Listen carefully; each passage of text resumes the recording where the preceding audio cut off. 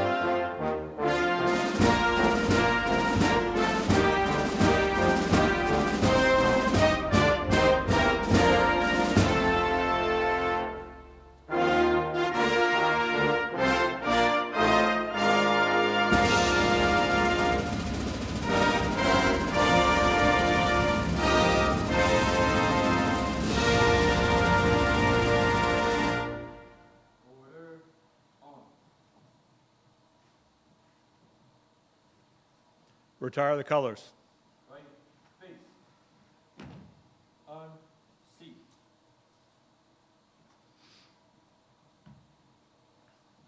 Forward, march. Left, left, left, left.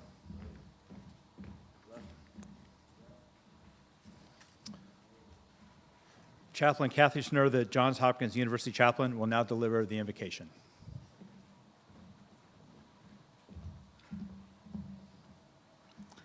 Let us pray.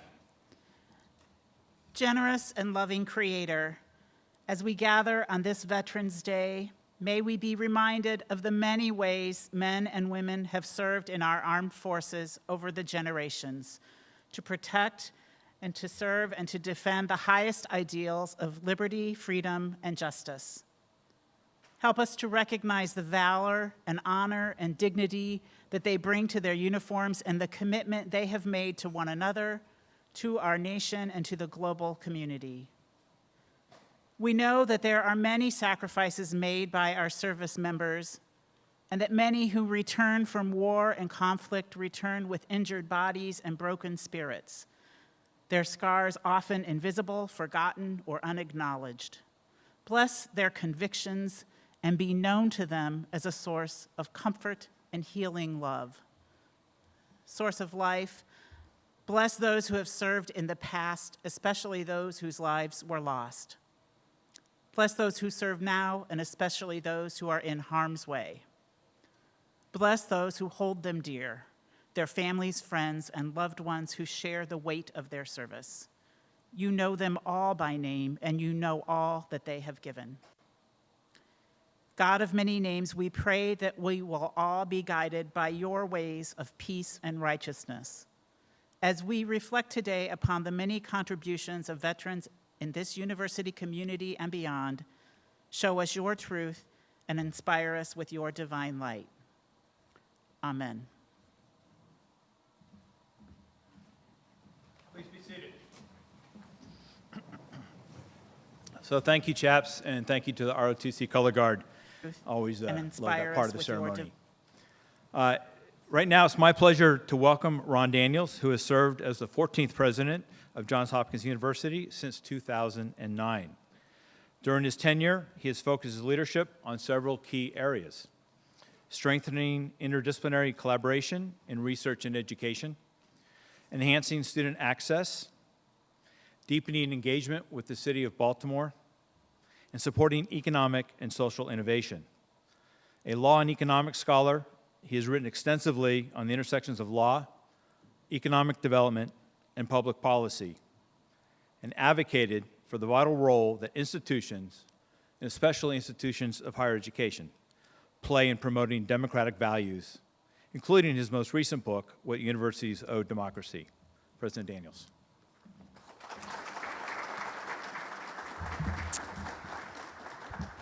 Thank you, Bob, and good morning to everyone. It's a true privilege to be with you here today to celebrate this Veterans Day with veterans from across our community who have served so bravely and defended our country. And so I say what so many have said to you before, but bears repeating again on this very monumental moment and setting. Thank you all for your service. As this room knows well, Veterans Day is celebrated each year on November 11th, a day in 1918 when the armistice was signed to end World War I.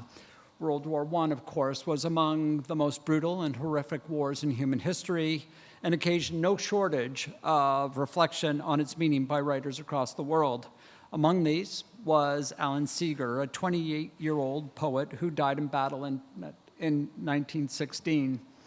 In his poem, Champagne, 1914-15, he considers the significance of military service and sacrifice. It is, he writes, so that other generations might possess, from shame and menace free in years to come, a richer heritage of happiness. A richer heritage of happiness in years to come. That is what our veterans have secured for us and what we celebrate, what we mark, what we commemorate today. Our service members are at the front line in the defense of our most cherished democratic values and a way of life that prizes liberty, opportunity, and free expression. Since our university's founding, nearly 150 years ago, Hopkins has proudly counted veterans among its faculty, staff, and students. Their experiences, their expertise, their sense of camaraderie, and their commitment to civic duty has added texture and depth, indeed meaning, to the fabric of our institution. At a time when citizens are asked to forego, in truth, very little to sustain our democracy, you bring to your work and your lives a deep understanding of sacrifice in the service of ideals and values, and a commitment to ensuring that everyone deserves an opportunity to pursue their aspirations.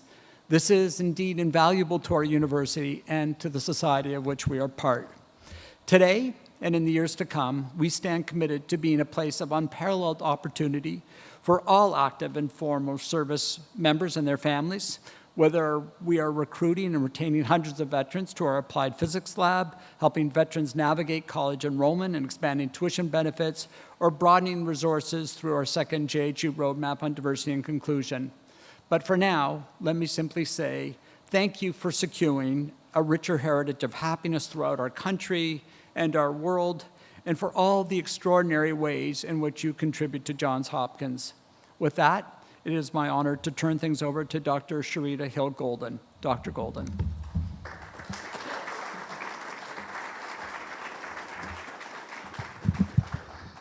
So good morning. It's a pleasure to be here. And even though it's raining outside, it's sunny in here. We are just so excited that we could have this event in person this year. And I'd like to just start off by thanking the leadership of our Hopkins Veterans ERG for organizing and putting this together. It's just really a blessing to be here. So when I thought about what I would say this morning, it's interesting. I read the Daily Guidepost every morning as my devotional, and this morning's was focused on Veterans Day, and I thought it was such an appropriate message. I wanted to share it with you. It started off with the scripture that says, "Therefore, encourage one another and build each other up." That's 1 Thessalonians 5:11. So it said, "Here comes another veteran," a friend said to me as I entered the office. Then he told me that he and another colleague had just been thanked for their military service earlier that morning. The conversation moved on to an exchange of favorite memories from their military years. With beaming faces, they described their separate experiences, and for a while, their hearts and minds were filled with special friendships of those they had served with. It felt good to be drawn into their joy, a joy that came because two people had simply said, "Thank you for your service." In recent years, I've noticed an upward trend of expressions of gratitude for veterans by individuals, businesses, organizations, and communities. Changing planes a couple of years ago in Dallas, I came upon a line forming on both sides of the concourse to welcome a military unit home from Afghanistan. The thunderous applause was heartwarming. And this year, driving through Florida, I was passed by a pickup truck wrapped in the emblems of each military branch, along with a tribute to the brave who served. Even though the veterans may feel uncomfortable, some being recognized, your gratitude can certainly lift their spirits. Just think of my two friends who were still talking about their experiences hours later. So today, I encourage you to look for veterans in your life, thank them, and remember that regardless of their role, they each pledged their life to defend our freedom. Your appreciation will give the veteran a lift and encouragement that he or she can recall throughout the day, and it may even spark another conversation. So, I just wanted to say that I'm very grateful to you all. And I realized that, I came from a military family. Like, there are things you reflect on as you're growing up, and you don't quite realize the significance of it until you become wiser. I won't say older. And but my grandmother's brothers were born in the late 1910s, early 1920s. And they left Central Virginia and came up to the Baltimore, D.C. area because Jim Crow was running rampant in the South, and this was a way for them to escape and come up with have opportunities for their family. And many of my uncles served in the military. So I have an uncle who was a World War II veteran. He lived to the age of 92. He died in 2014. He served in Foggia, Italy. We actually found his papers, his release papers, when we were going through his things. He had saved them in a chest on his dresser. But I had another uncle. Several of them served in the Korean War, but there's one in particular that stands out to me, and that was my Uncle Harrison. And I remember when I was a little girl, whenever he would come to my grandmother's house, he'd always have a little brown paper bag with a bottle in it. And it wasn't until I was older that I realized that that was alcohol to treat the PTSD that was never appropriately diagnosed and treated.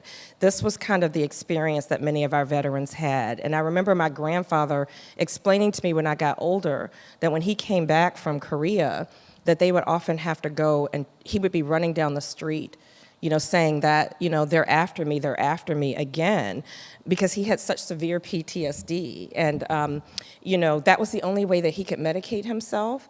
And I am just grateful that today we have come such a long way in realizing that we need to support our veterans' mental health, their physical health, and then this ability to reintegrate into society, because you certainly bring a lot of value and skills. And we were joking on our Johns Hopkins Medicine side that when veterans apply for jobs, in our hospitals, some people feel threatened. Oh, I think they want my job. And, I'm sure like you all are actually grateful to not have to be in charge and be telling people what to do. And you just want to be a part of the team. So we are just very grateful to you for your service. I thank you. And my uncles were in the Army, but I grew up in Upper Marlboro, Maryland, in Prince George's County, not too far from Annapolis. So I'm a bit of a fan of the Navy, because I used to love going to Annapolis as a little girl and seeing the midshipmen. I see some cringes, but I'm very grateful for all branches of the military. So thank you, and I look forward to hearing our keynote speaker.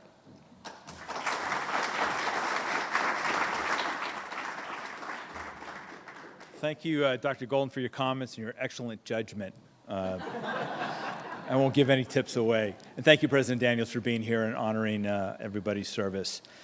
Before we get to our keynote speaker, we do want to recognize several members of the Johns Hopkins Veterans community.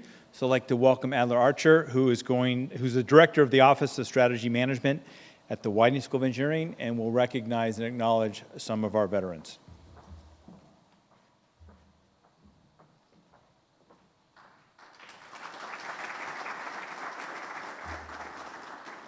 So admittedly, I'm used to Zoom, where I can kind of hide behind the computer and read. So I'm going to just read the bios of the 4 people that are being honored. So the first is Dr. Mildred Chernosky. So Mildred provides expert medical care to the military community and the community at large. She works with navigators within TRICARE and the military community to make sure that patients who need her specialty care have access to the care that they need. She served in the Navy. We've got a lot of Navy going on. I'm thinking there should be more Air Force, but that's okay. I'm just going to keep it moving. So Dr. Gruber is our second awardee. He provides complex medical care to service members and civilians, and his primary role is urogynecologist and surgeon. He spends countless hours pouring into the education of future professionals in the community alike. He's an Air Force veteran, so that's a plus. 22 years of active duty service. He was director of resident education at Walter Reed. Nurse Jessica Hernandez is the third awardee. She's an ER nurse and Navy veteran. She played an integral part in getting her department through several upgrades, as well as the pandemic. She has lots of service projects in the community, including the annual Christmas gift wrapping. And let's see, the last one is Alfonso, last but not least. Alfonso Witherspoon, he's a Marine, and he's well known by his colleagues in Minor B as Mr. Alfonso. Let's see, sometimes he helps out by giving patients rides home, paying for medication, and supporting in lots of other ways. His generosity extends beyond the hospital. He tells the story of how, as a born-again Christian many years ago, one of his acts of kindness was to cook and deliver food to Baltimore's homeless population. So again, just want to recognize those 4 people and thank you for attending.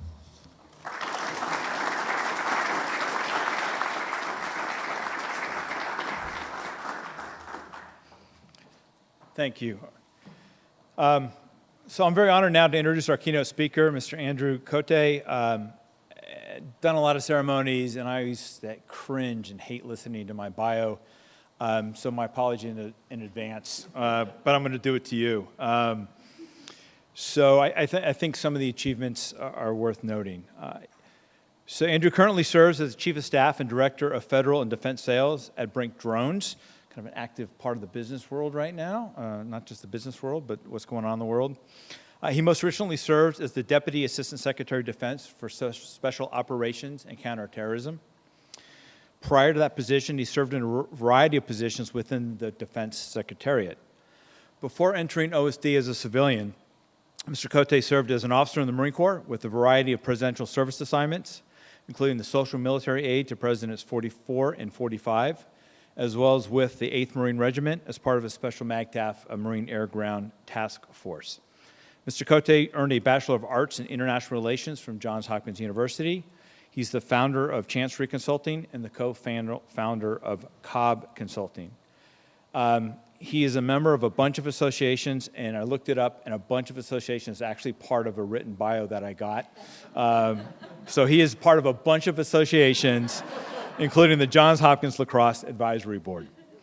I had the pleasure of meeting Andrew when he led the effort to create and dedicate a military service wall in the Cordish Lacrosse Center. I know with other people, but I know you helped spearhead that effort. So this is just a short version of his bio. Please welcome Andrew. All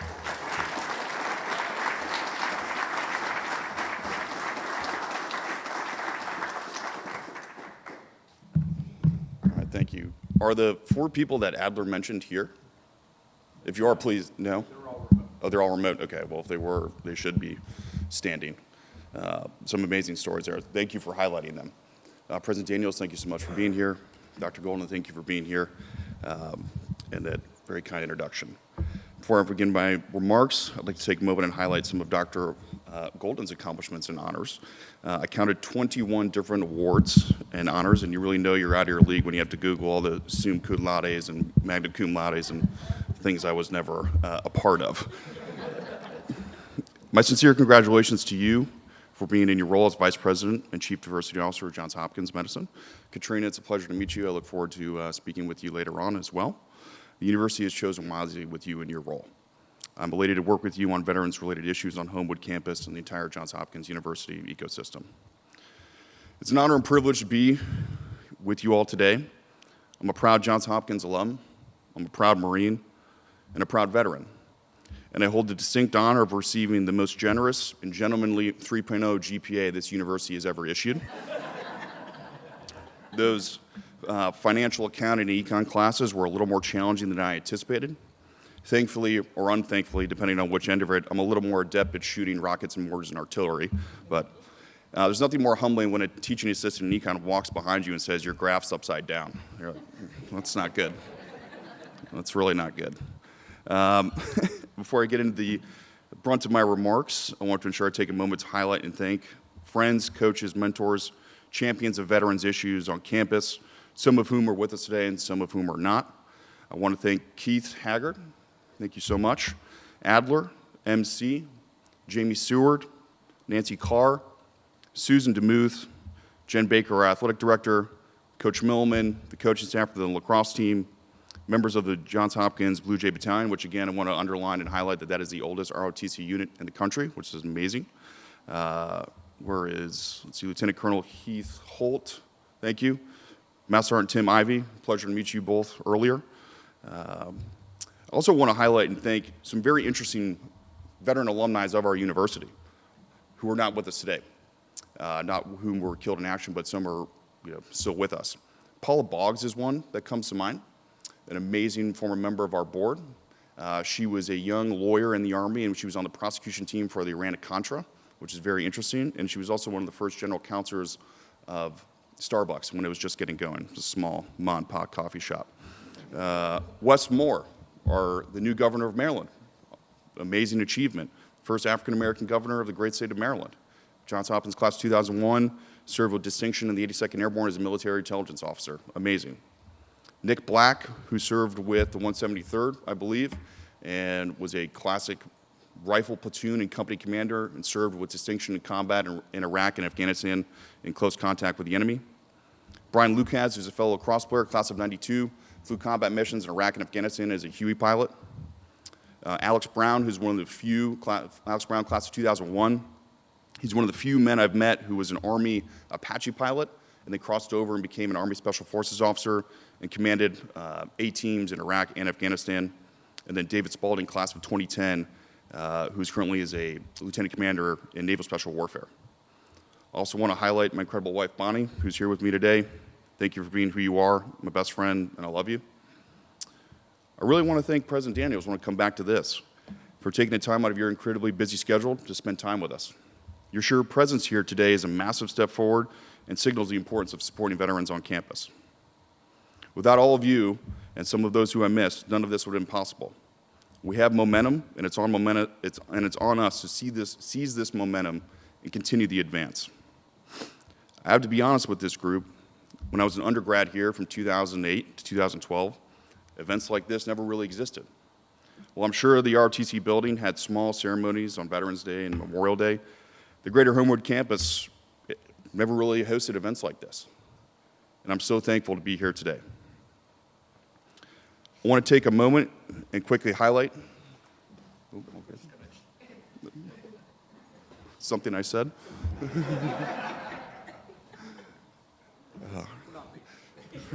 It's happened before when I speak. It's okay. It's really okay. It's really okay. I want to take a moment and quickly highlight the difference between Veterans Day and Memorial Day. Memorial Day honors military personnel who have died on the field of battle in the service of our nation. Veterans Day honors everyone who has served in the military. I cannot be more excited to see the renovations of our memorial wall inside of historic Gilman Hall, and I look forward to returning to campus in May in order to celebrate our alumni who made the ultimate sacrifice on the field of battle. We'll probably have to make some adjustments to that date because we know our lacrosse team will be in the Final Four and playing for a national championship, so we'll work that out, and you'll get an email. Okay. Now I'd like to discuss some interesting statistics and data points pertaining to Johns Hopkins and the Department of Defense, some of which were already mentioned, so thanks for stealing my thunder. In January of 2020, Johns Hopkins finally established a jhu.edu/veterans website, roughly 18 and a half years after the global war on terrorism began. This website, endorsed by the university, provided key information and highlighted the steps necessary to submit an application online for undergraduate admission. In November of 2001, and as you mentioned earlier, Johns Hopkins was named a top employer for veterans by Forbes magazine, an amazing achievement. In August of this year, the Johns Hopkins Applied Physics Lab was awarded a DoD contract for research, development, test, and evaluation for military-related technology worth $10.6 billion with a B. The lab will conduct research, development, testing, and evaluation of submarine security and survivability, space science and engineering, combat systems, guided missiles, air missile defense, power projection, information and technology projects, to name a few. Also, in this year, in October, it was announced that the Johns Hopkins School of Advanced International Studies and the Whiting School of Engineering will partner with the U.S. Space Force to deliver series-grade education specifically designed to prepare officers for the evolving needs of the newest branch of the United States military. Now I'd like to talk about some of our competitors in the Ivy Leagues, the University of Chicago and MIT. Those 10 universities combined average about 60 former enlisted personnel enrolled in their undergraduate curriculum on campus. Princeton, for example, in their class of 2025, sent 85 former service members letters of acceptance, 85. And I don't know how many have accepted it, but it's a large number. At Johns Hopkins, on Homewood campus, we average about 5. So we have some work to do. These young service members represent the very best of our nation. These humans felt called to be a part of something bigger than themselves. They stood tall and took an oath to support and defend the Constitution of the United States against all enemies, both foreign and domestic. Their admission to this university is not a charity case. The experience, wisdom, and stories they bring to campus will enrich the mind, body, and spirit of our student body. I speak with transitioning service members constantly about a variety of different topics, one of which is higher education. It truly breaks my heart to hear them say, I didn't know Hopkins had veterans on campus. I didn't know how to apply to that university, or I didn't think I would get in. I challenge all of us in this room today, in this community of interest, to take those comments to heart.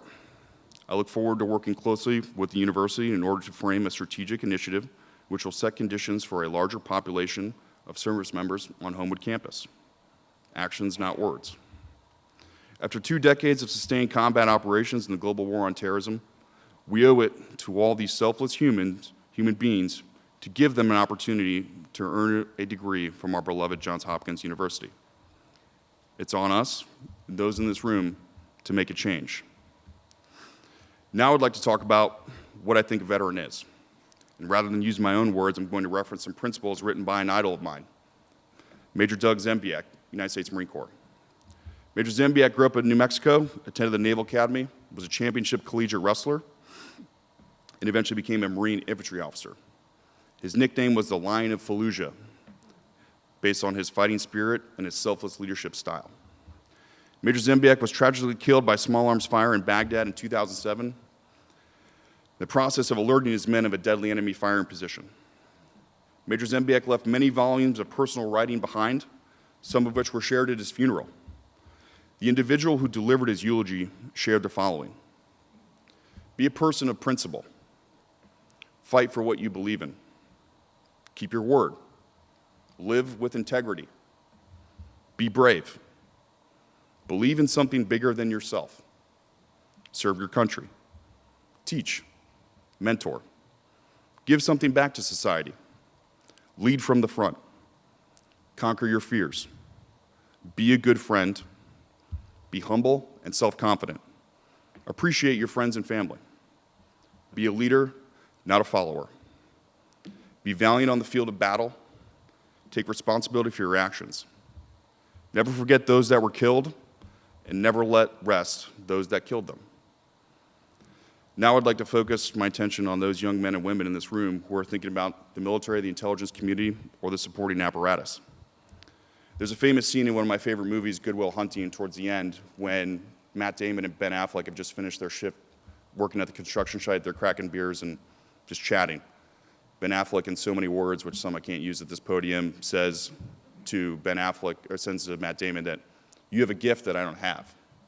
You're sitting on a winning lottery ticket, referring to his intellect.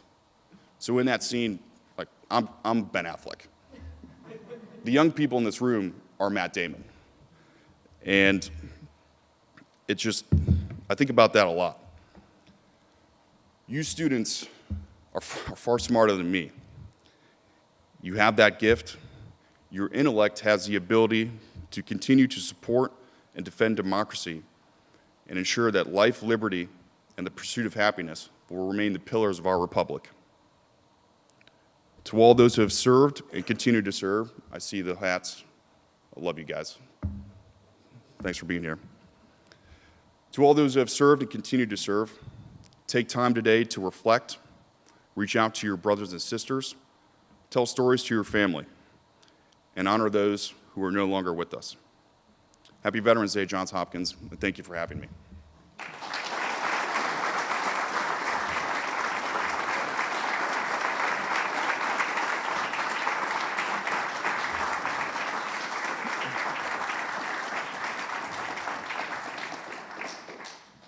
So thank you, Andrew. Appreciate you being here today and appreciate what you're doing for veterans and for the Hopkins community. So I just want to thank everybody for being here.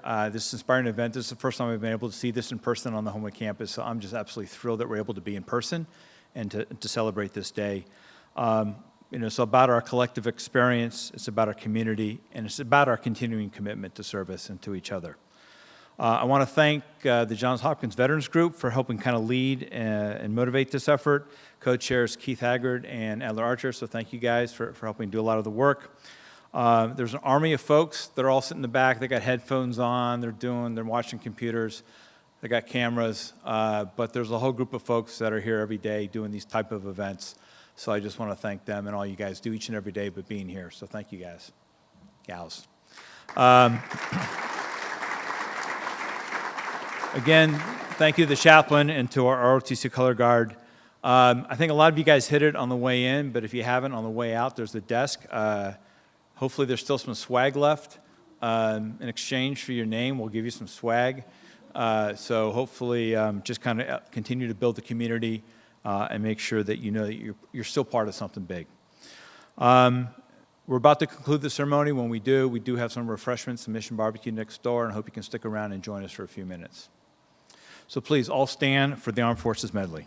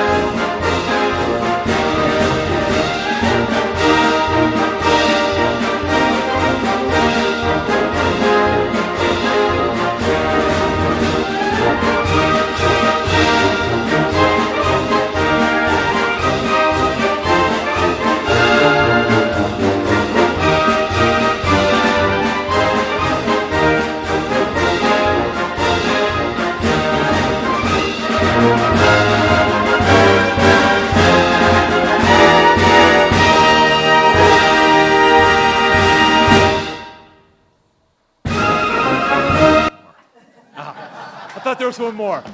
All right, thank you, everybody. Appreciate you being here.